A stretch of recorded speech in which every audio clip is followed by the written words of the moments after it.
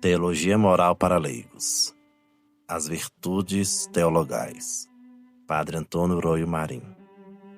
A fé. Em geral, entende-se por fé o assentimento ou aceitação de um testemunho pela autoridade daquele que o dá. Se aquele que dá esse testemunho é um homem, e nele cremos pela confiança que merece de nós enquanto tal pessoa, temos a fé humana. Se o que dá esse testemunho é Deus, e nele cremos por sua autoridade divina, que não pode enganar-se nem enganar-nos, temos a fé divina. De acordo com essas noções, a fé divina, teologal, sobrenatural, que estudaremos, pode ser definida como o Concílio Vaticano I fez.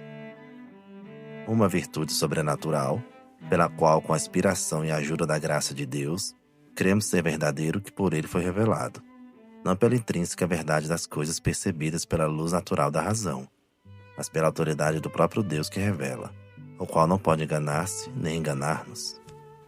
Expliquemos um pouco os termos da definição.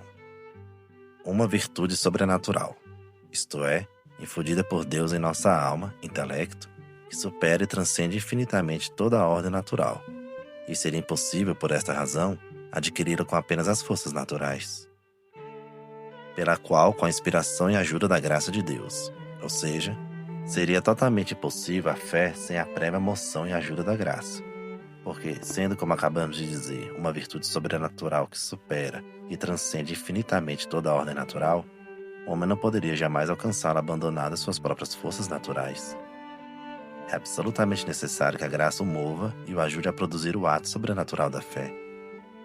Pelo que aparecem claras duas coisas muito importantes, a saber, que a fé é um dom de Deus totalmente gratuito e imerecido por parte do homem, e que os argumentos apologéticos que demonstram a credibilidade da religião católica podem conduzir-nos até as portas da fé, mas não podem dar-nos a fé mesmo, já que em si é uma realidade sobrenatural que só pode ser feita da livre doação de Deus mediante sua divina graça. Cremos. É o ato próprio da fé. A fé não vê nada, limita-se a crer pela autoridade daquele que dá o testemunho.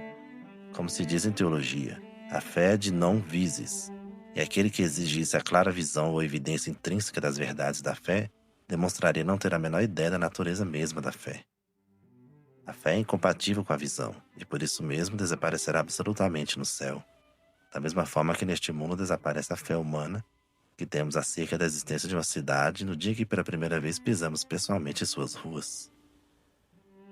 Ser verdadeiro, isto é, estamos firmemente convencidos e seguros da verdade de tudo quanto Deus dignou se revelar.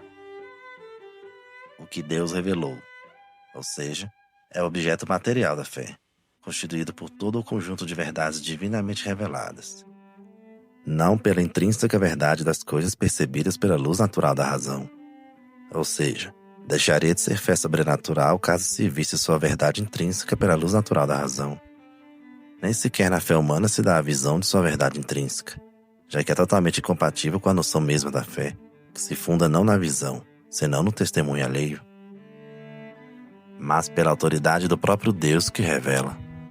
Ou seja, é o objeto formal motivo da fé, do qual falaremos mais extensamente em seu lugar correspondente, o qual não pode enganar-se nem enganar-nos. Em virtude desta dupla impossibilidade, o assentimento sobrenatural da fé é firmíssimo e certíssimo. Não há certeza física, nem matemática, nem metafísica que possa superar a certeza objetiva da fé sobrenatural.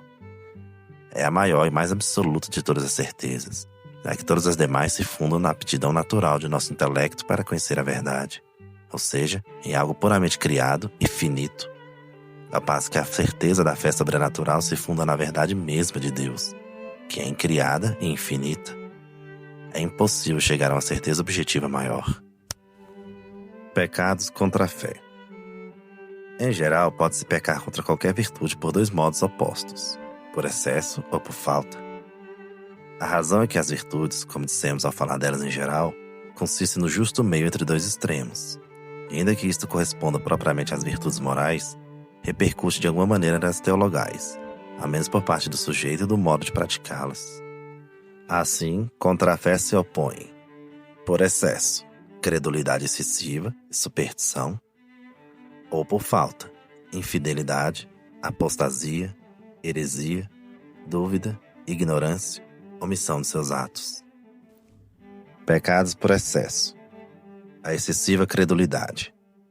Consiste em admitir com demasiada facilidade e sem suficiente fundamento como pertencentes à fé certas verdades e opiniões que estão muito longe de lhe pertencer. A Sagrada Escritura nos coloca em guarda contra essa excessiva credulidade. Caríssimos, não queirais crer em todo espírito, mas examinai os espíritos para ver se são de Deus, porque muitos falsos profetas vieram para o mundo. 1 João 4, 1. E São João da Cruz escreveu páginas admiráveis para demonstrar que esta excessiva credulidade em admitir visões, revelações e profecias privadas pressupõe na verdade falta de fé, como se não fosse suficiente a divina revelação oficial. É preciso evitar, não obstante, cair no extremo oposto, ou seja, em uma hipercrítica racionalista que fizesse duvidar até das revelações privadas aprovadas pela Igreja, tais como a de Lourdes e a de Fátima, as quais, sem pertencer por isso ao depósito da revelação e nem ser objeto de fé divina, seria presunçoso e temerário recusar. Tendo em conta a boa-fé dos que costumam incorrer neste erro, sua ignorância e a qualidade das coisas cridas, muitas vezes boas ou ao menos diferentes, este pecado da excessiva credulidade não costuma passar de leve e venial, a não ser que levasse consigo obstinação e rebeldia contra a autoridade eclesiástica ao dar a esta um ditame contrário àquelas crenças infundadas. A superstição. Propriamente falando, a superstição é um pecado contrário por excesso à virtude da religião, e ali o estudaremos amplamente, mas se relaciona também com a virtude da fé, uma vez que costuma ir acompanhado do pecado da excessiva credulidade que acabamos de mostrar. Dos pecados contra a fé pela falta, falaremos apenas da apostasia e da heresia. A palavra apostasia significa, em geral, afastamento ou abandono. De si pode se referir a qualquer outra coisa, mas do ponto de vista eclesiástico se restringe o seu sentido ao afastamento ou abandono de Deus. Ora, como o homem pode unir-se a Deus de 3 maneiras, a saber, pela fé, pela ordem sagrada e pelos votos religiosos, há 3 tipos distintos de apostasia. Somente a apostasia da fé destrói diretamente a mesma fé, mas estudaremos brevemente também as outras 2. A apostasia da fé é o abandono total da fé cristã recebida no batismo. Não se distingue essencialmente da simples heresia, senão que é a própria heresia total ou universal. A simples heresia é um erro pertinaz contra uma ou várias verdades reveladas por Deus, e a apostasia é a negação universal de todas elas, depois de haver sido batizado. Nesse sentido, é maior pecado que heresia, ainda que dentro de sua mesma linha. Para incorrer no crime de apostasia, não se requer a passagem do catolicismo à religião falsa. Pelo que são verdadeiros apóstatas os que, depois de receber o batismo, apartaram-se totalmente da fé católica, caindo na incredulidade, no ateísmo, no livre pensamento, no racionalismo, no panteísmo, no indiferentismo religioso e demais erros incompatíveis com a fé católica, ainda que não tenham ingressado no judaísmo ou em alguma religião pagã. A apostasia é em si um pecado gravíssimo contra a fé. A heresia. A palavra heresia, que vem do grego, significa seleção ou escolha. Designa a atitude daquele que elege ou seleciona algumas verdades da fé, e por isso mesmo recusa as demais. Como pecado especial contra a fé é definida como o erro voluntário e pertinaz de um batizado contra alguma verdade da fé católica. Este erro pode ser uma negação ou uma dúvida voluntária. Diz o Código de Direito Canônico: se alguém, depois de ter recebido o batismo, conservando o nome de cristão, nega pertinazmente alguma das verdades que hão de ser cridas com fé divina e católica, ou a coloca em dúvida, é herege. Se abandona por completo a fé cristã, é apóstata.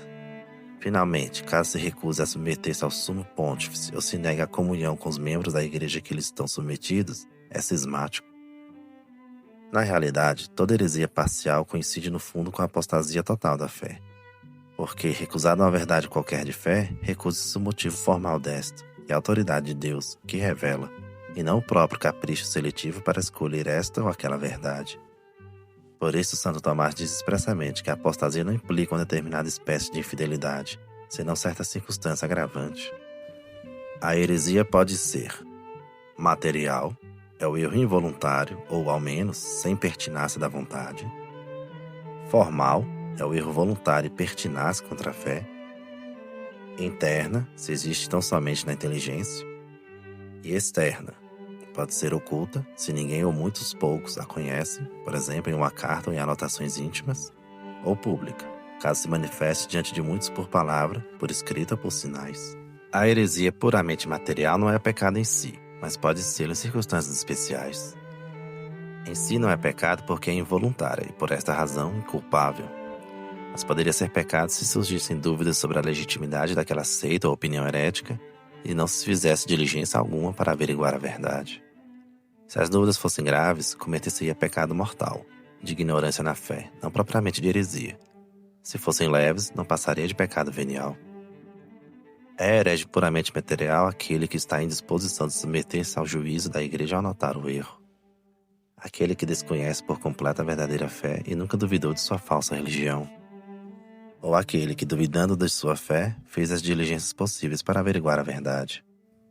Já a heresia formal é pecado gravíssimo em toda a sua extensão e não admite pequenez de matéria. Porque aquele que recusa voluntariamente e com pertinácia uma verdade que a igreja propõe como revelada por Deus, comete uma grave injúria contra o próprio Deus e contra a igreja, e juntamente com a graça e a caridade, perde ou destrói o hábito mesmo da fé, que é o princípio e raiz da justificação. Não admite pequenez de matéria, porque o desprezo da autoridade de Deus e da igreja envolve sempre uma grave desordem, por insignificante que seja a matéria sobre a qual recaia. Deve-se acrescentar, ademais, a circunstância do grave escândalo que com isso se causa. É herege formal aquele que, duvidando seriamente de sua fé, não quer sair de sua dúvida. Ou aquele que de propósito afasta sua atenção dos motivos de credibilidade que a Igreja Católica apresenta e está disposto a perseverar em sua falsa religião, ainda que chegue a conhecer a verdade. Aquele que, depois de conhecida a verdade, segue fazendo oposição à Igreja, é um pecado gravíssimo contra o Espírito Santo. E aquele que duvida voluntariamente de algum artigo que sabe ser de fé. Não seria herege formal nem material aquele que, por pura fanfarronada, dissesse algo contra a fé, mas sem senti-lo interiormente. Cometeria certamente, contudo, um grave pecado contra a fé, com a agravante do escândalo. Ao contrário, seria herege aquele que negasse pertinazmente uma doutrina qualquer alheia à fé, crendo tratar-se de uma verdade de fé.